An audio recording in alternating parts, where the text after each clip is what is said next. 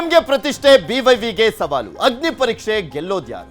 2 ಕ್ಷೇತ್ರ ಕೊನೆ ಹಂತದ ಪ್ರಚಾರ. ಮತ ಬೇಟೆಗೆ ಇಂದು ಡಿಕೆಶಿ ಎಂಟ್ರಿನ.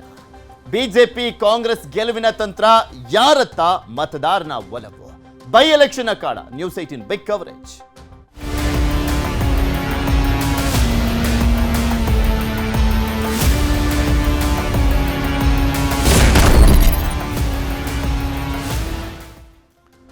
ಬೈ ಎಲೆಕ್ಷನ್ ಸಮರದ ಕೊನೆ ಹಂತಕ್ಕೆ ಬಂದಿದ್ದೇವೆ. ಇವತ್ತು ಬಹಿರಂಗ ಪ್ರಚಾರಕ್ಕೆ ಕೊನೆ ದಿನ. 5 ಗಂಟೆಗೆ ಲಾಸ್ಟ್ ಬಹಿರಂಗ ಪ್ರಚಾರಕ್ಕೆ.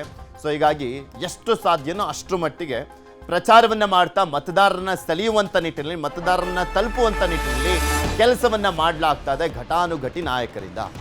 ಅದಾದ ನಂತರ 5 ಗಂಟೆ ಬಳಿಕ ಬೇರೆ ಬೇರೆ ಕ್ಷೇತ್ರದಿಂದ ಯಾರ್ಯಾರೆಲ್ಲ ಬಂದಿದ್ರು, ನಾಯಕರುಗಳೆಲ್ಲ ಇದ್ರು, ಅವ್ರು ಹೋಗಬೇಕು, ಜಾಗ ಖಾಲಿ ಮಾಡಬೇಕು. ನಾಳೆ ಅಭ್ಯರ್ಥಿಗಳಿಂದ ಮನೆ ಮನೆಯ ಪ್ರಚಾರ.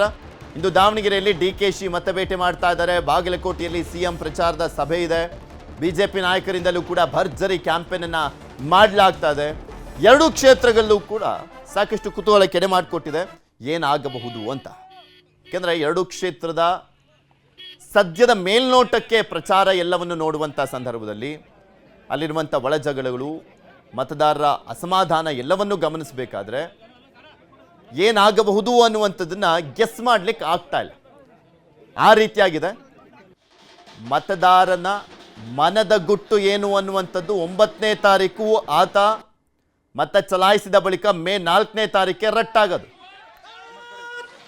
ಎರಡು ಬಗ್ಗೆನೂ ಕೂಡ ಮತ್ತಷ್ಟು ಮಾಹಿತಿಯನ್ನ ಕೊಡ್ತಾ ಹೋಗ್ತಾರೆ. ನಮ್ಮ ಪ್ರತಿನಿಧಿಗಳು ನೇರ ಸಂಪರ್ಕದಲ್ಲಿ ಜಾಯ್ನ್ ಆಗಿದ್ದಾರೆ. ದಾವಣಗೆರೆಯಿಂದ ನಮ್ಮ ಪ್ರತಿನಿಧಿ ಸಂಜಯ್, ಹಾಗೆ ಬಾಗಲಕೋಟೆಯಿಂದ ನಮ್ಮ ಪ್ರತಿನಿಧಿ ಮಂಜುನಾಥ್. ದಾವಣಗೆರೆಗೆ ಫಸ್ಟ್ ಹೋಗೋಣ. ಸಂಜಯ್, ಸಹಜವಾಗಿ ಕುತೂಹಲ ಕೆಡೆ ಮಾಡಿಕೊಟ್ಟಿರುವಂಥದ್ದು, ಅದು ಅಲ್ಲದೆ ಇವತ್ತು ಕೊನೆಯ ಹಂತದ ಹಾಗೆ ಬಹಿರಂಗ ಪ್ರಚಾರ 5 ಗಂಟೆಗೆ ಅಂತ್ಯ ಆಗ್ತಾ ಇರುವಂಥದ್ದು. ಯಾವೆಲ್ಲ ನಾಯಕರು, ಯಾವೆಲ್ಲ ಪಕ್ಷದ ಪರವಾಗಿ ಇವತ್ತು ಭರ್ಜರಿ ಮತಬೇಟೆಯಲ್ಲಿ ತೊಡಗ್ತಾ ಇದ್ದಾರೆ ಅಂತ? ಎಸ್ ಪೃಥ್ವಿರಾಜ್, ಈಗಾಗಲೇ ಏನು ಸಿಎಂ ಇರ್ಬೋದು, DCM ಇರ್ಬೋದು, 3 ಬಾರಿ ಏನು ಈಗಾಗಲೇ ದಾವಣಗೆರೆ ದಕ್ಷಿಣಕ್ಕೆ ಒಂದು ಭೇಟಿ ನೀಡಿ ಈಗಾಗಲೇ ಮತಬೇಟೆಯನ್ನು ಮಾಡಿರುವಂಥದ್ದು.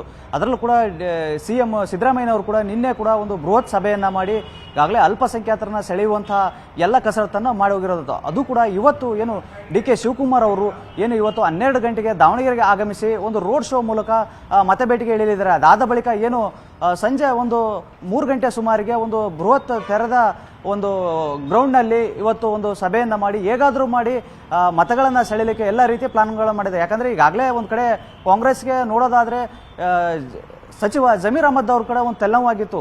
ಹಾಗಾಗಿ ಎಲ್ಲೂ ಜಮೀರ್ ಅಹಮದ್ ಅವ್ರು ಕಾಣಿಸ್ಕೊಂಡಿಲ್ಲ ಅಂತೇಳಿ ಮೊನ್ನೆ ತಾನೇ ಕಾಣಿಸ್ಕೊಂಡು ಏನು ಹಾಗೆ ಪ್ರೆಸ್ ಮೀಟನ್ನು ಮಾಡಿ ಅವರು ವಾಪಸ್ ತೆರಳಿರುವಂಥದ್ದು. ಈಗೆಲ್ಲ ಒಂದು ಕಡೆ ಪ್ರಚಾರಕ್ಕೆ ಬರ್ತಾರ ಅಂತ ಅವರ ಅಭಿಮಾನಿಗಳು ಸಾಕಷ್ಟು ಕಾದಿದ್ರು. ಆದರೆ ಎಲ್ಲೂ ಕೂಡ ಅವರು ಪ್ರಚಾರಕ್ಕೆ ಇಳಿದಲೆ ಪತ್ರಿಕಾಗೋಷ್ಠಿಗೆ ಮಾತ್ರ ಸೀಮಿತ ಆಗಿ ವಾಪಸ್ ತೆರಳಿರುವಂಥದ್ದು. ಹಾಗಾಗಿ ಈಗ ಕಾಂಗ್ರೆಸ್ಗೆ ಒಂದು ದೊಡ್ಡ ತಲೆನೋವಾಗಿದೆ ದಾವಣಗೆರೆ ಕ್ಷೇತ್ರ ಅಂತಲೇ ಹೇಳ್ಬೋದು.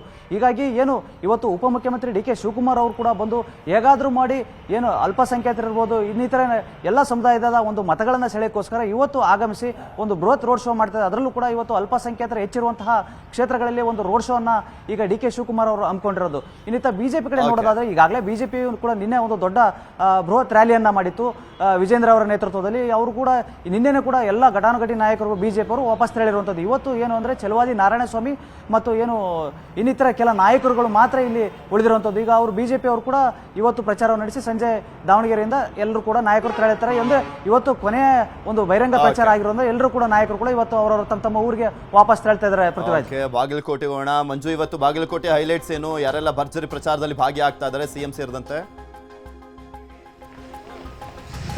ಪೃಥ್ವಿರಾಜ್, ಬಾಗಲಕೋಟೆ ಉಪಚುನಾವಣೆಯಲ್ಲಿ ಇವತ್ತು ಬಹಿರಂಗ ಪ್ರಚಾರಕ್ಕೆ ಕೊನೆ ಆಗಿರೋದ್ರಿಂದಾಗಿ ಸಾಯಂಕಾಲ 5 ಗಂಟೆ ಒಳಗಾಗಿ ಇವತ್ತು ಪ್ರಚಾರಗಳು ಅಂತ್ಯ ಆಗ್ತಾ ಇದಾವೆ.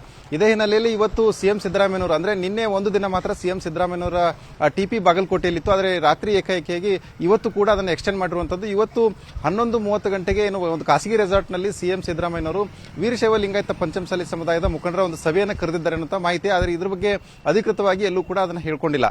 ಇದು ಒಂದ್ ಕಡೆ ಆದರೆ ಇನ್ನು ಕಾಂಗ್ರೆಸ್ನ ಅಭ್ಯರ್ಥಿ ಉಮೇಶ್ ಮೇಟಿ ಅವರ ಪರವಾಗಿ MB ಪಾಟೀಲ್ ಆಗಿರಬಹುದು, ಸಚಿವ ಶಿವಾನಂದ ಪಾಟೀಲ್ ಆಗಿರಬಹುದು, ಸತೀಶ್ ಜಾರಕಿಹೊಳಿ ಅವರಾಗಿರಬಹುದು, RB ತಿಮ್ಮಾಪುರ ಆಗಿರಬಹುದು, ಇಂತಹ ಅನೇಕ ಸಚಿವರ ದಂಡು ಮತ್ತು ಶಾಸಕರು, ಮಾಜಿ ಶಾಸಕರು ಇವತ್ತು ಸಾಯಂಕಾಲ 5 ಗಂಟೆವರೆಗೂ ಕೂಡ ಬಹಿರಂಗ ಪ್ರಚಾರ ಸಭೆಗಳಲ್ಲಿ ಭಾಗಿಯಾಗ್ತಾ ಇದ್ದಾರೆ. ಗ್ರಾಮೀಣ ಮತ್ತು ಬಾಗಲಕೋಟೆ ನಗರದಲ್ಲಿ ಪ್ರಚಾರಗಳನ್ನು ಮಾಡ್ತಾ ಇದ್ದಾರೆ.